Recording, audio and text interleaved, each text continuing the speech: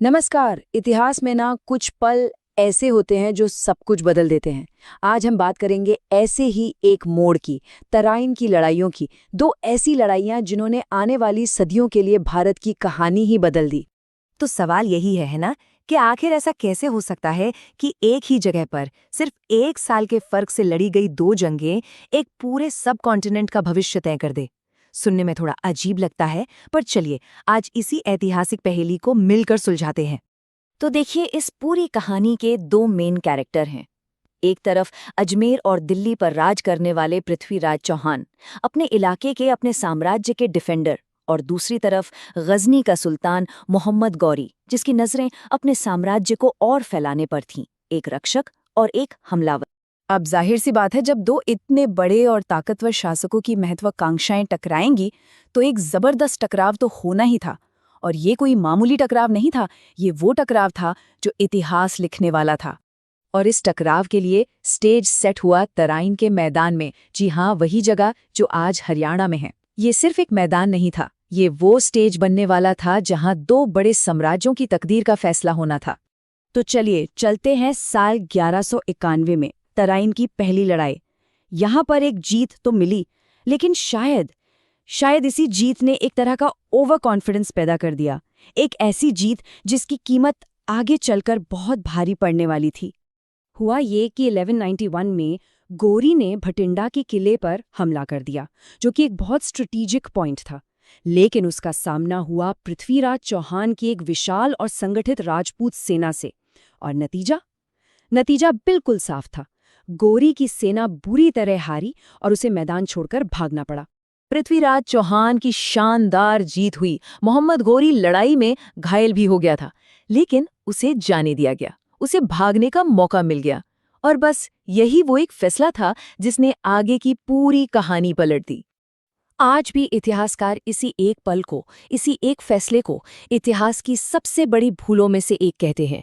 गौरी को जिंदा छोड़ देना, एक ऐसी गलती जिसकी बहुत बड़ी कीमत चुकानी पड़ी। क्योंकि गोरी मैदान में भले ही हार गया था, लेकिन उसका इरादा नहीं हारा था। वो वापस आया, और इस बार वो सिर्फ जीत के लिए नहीं, बल्कि बदले की आग में जलता हुआ आया था। तो अब बात करते हैं तराइन की दूसरी और ज्यादा निर्णायक लड़ाई की। सोचिए, सिर्फ बस एक साल बाद 1192 में मोहम्मद गोरी वापस उसी मैदान में आ खड़ा हुआ। लेकिन इस बार वो एक साल पहले वाला गोरी नहीं था। नहीं, इस बार वो एक नई और बहुत ही खतरनाक प्लानिंग के साथ आया था। देखिए, फर्क समझिए। पहली लड़ाई में गोरी ने सोचा था कि सीधी सीधी टक्कर से काम बन जाएगा, मतलब ब्रूट फोर्स। लेकिन अपनी हार से उसने एक बड़ा सबक सीखा। दूसरी लड़ाई में उसने ताकत के साथ साथ दिमाग का इस्तेमाल किया। चालाकी, टैक्टिक्स और डिसिप्लिन, ये थे उसके नए हथियार। और उसकी ये नई स्ट्रैटेजी कमाल की थी। इसे फॉल्स रिट्रीट या नकली पीछे हटने की चाल कहते हैं। प्लान सिंपल था। पहले अपने तेज घुड़सवारों से दुश्मन को लगातार परेशान करो, फिर अचानक भागने का नाटक करो। इससे क्या होगा? राजपूत सेना जोश में पीछा करेगी, और पीछा करते करते वो थक भी जाएगी और बिखर भी जाएगी, और बस सही मौके पर पलटकर उस बिखरी हुई थकी हुई सेना को घेर लो और काम तमाम। और गौरी का ये प्लान बिल्कुल परफेक्ट काम कर गया। राजपूत सेना, जो हमेशा आमने सामने की बहादुर लड़ाई के लिए जानी जाती थी, वो इस धोखे में आ गई।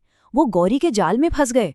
उनकी सेना की फॉर्मेशन टूट गई, और देखते ही देखते वो पूरी तरह से हार गए। और इस दूसरी लड़ाई का जो नतीजा निकला, वो सिर्फ एक सेना की हार या जीत नहीं थी। नहीं, ये भारत में एक नए दौर, एक नए शासन की शुरुआत थी। तो हुआ क्या?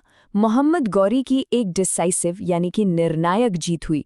पृथ्वीराज चौहान को पकड़ लिया गया, और बस यहीं से उस इलाके में राजपूतों के दबदबे के खात्मे की शुरुआत हो गई। जीत के बाद गौरी वापस चला गया, लेकिन उसने अपने सबसे भरोसेमंद जनरल कुतुबुद्दीन ऐबक को यहाँ का गवर्नर बना दिया। कहा कि अब से भारत के जीते हुए इलाके तुम संभालोगे। तो अब आते हैं सबसे बड़े सवाल पर, कि आखिर क्यों हम इन दो लड़ाइयों को इतना जरूरी मानते हैं। क्यों ये सिर्फ एक जंग नहीं, बल्कि इंडियन हिस्ट्री का एक बहुत बड़ा ग्रेट टर्निंग पॉइंट है। वो मोड़ जिसने सदियों की कहानी लिख दी।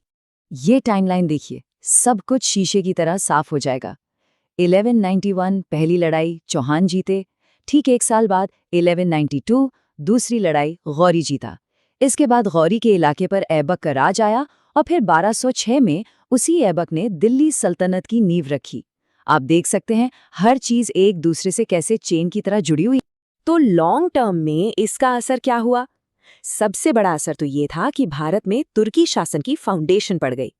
इसी जीत ने दिल्ली सल्तनत के लिए दरवाजे खोल दिए।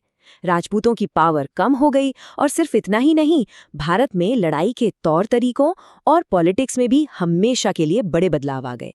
बिल्कुल, जैसा कि कहा जाता है, तराइन की दूसरी लड़ाई के बाद ही भारत में मुस्लिम शासन की स्थापना का रास्ता खुल गया। यही इन लड़ाइयों का सबसे बड़ा, सबसे लास्टिंग लेगेसी था। ये पूरी कहानी हमें एक बात सोचने पर मजबूर करती है कि कैसे कभी-कभी सिर्फ एक फैसला, सिर्फ एक पल आने वाली सदियों तक अपनी छाप छोड़ जाता है। जरा सोचिए, इतिहास में ऐसे और कितने मौके आए होंगे जब किसी एक चॉइस ने पूरी दुनिया का नक्शा बदल दिया हो। ये सोचने वाली बात है।